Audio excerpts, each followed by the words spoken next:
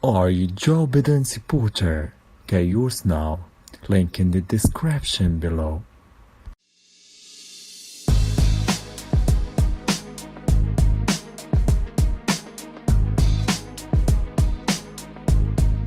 This is SARS-CoV-2.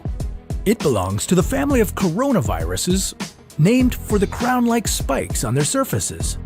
SARS-CoV-2 can cause COVID-19, a contagious viral infection that attacks primarily your throat and lungs. What actually happens in your body when you contract the coronavirus? What exactly causes your body to develop pneumonia? And how would a vaccine work? The coronavirus must infect living cells in order to reproduce. Let's have a closer look. Inside the virus, genetic material contains the information to make more copies of itself. A protein shell provides a hard protective enclosure for the genetic material as the virus travels between the people it infects. An outer envelope allows the virus to infect cells by merging with the cell's outer membrane.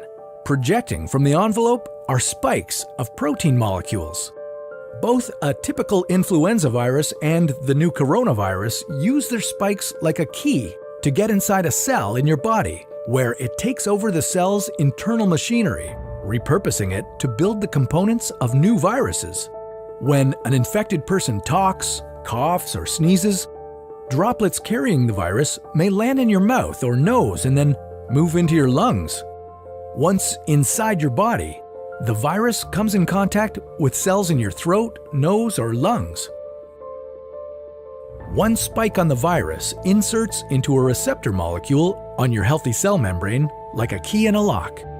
This action allows the virus to get inside your cell.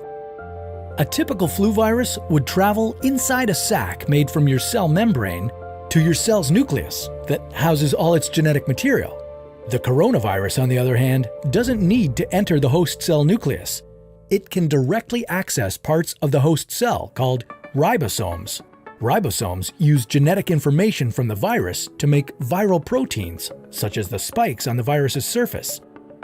A packaging structure in your cell then carries the spikes in vesicles which merge with your cell's outer layer, the cell membrane. All the parts needed to create a new virus gather just beneath your cell's membrane. Then, a new virus begins to bud off from the cell's membrane. Now, with the virus spreading in your body, how can you develop pneumonia symptoms? For this, we'll have to look into your lungs. Each lung has separate sections called lobes. Normally, as you breathe, air moves freely through your trachea or windpipe, then through large tubes called bronchi, through smaller tubes called bronchioles, and finally into tiny sacs called alveoli. Your airways and alveoli are flexible and springy. When you breathe in, each air sac inflates like a small balloon. And when you exhale, the sacs deflate. Small blood vessels called capillaries surround your alveoli. Oxygen from the air you breathe passes into your capillaries, and then carbon dioxide from your body passes out of your capillaries into your alveoli so that your lungs can get rid of it when you exhale. Your airways catch most germs in the mucus that lines your trachea, bronchi, and bronchioles. In a healthy body, hair-like cilia lining the tubes constantly push the mucus and germs out of your airways, where you might expel them by coughing. Normally, cells of your immune system attack viruses and germs that make it past your mucus and cilia and enter your alveoli. However, if your immune system is weakened, like in the case of a coronavirus infection, the virus can overwhelm your immune cells and your bronchioles and alveoli become inflamed as your immune system attacks the multiplying viruses. The inflammation can cause your alveoli to fill with fluid, making it difficult for your body to get the oxygen it needs.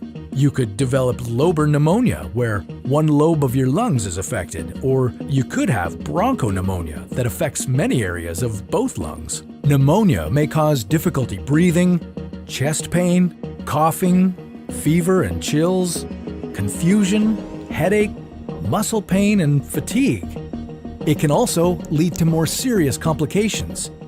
Respiratory failure occurs when your breathing becomes so difficult that you need a machine called a ventilator to help you breathe.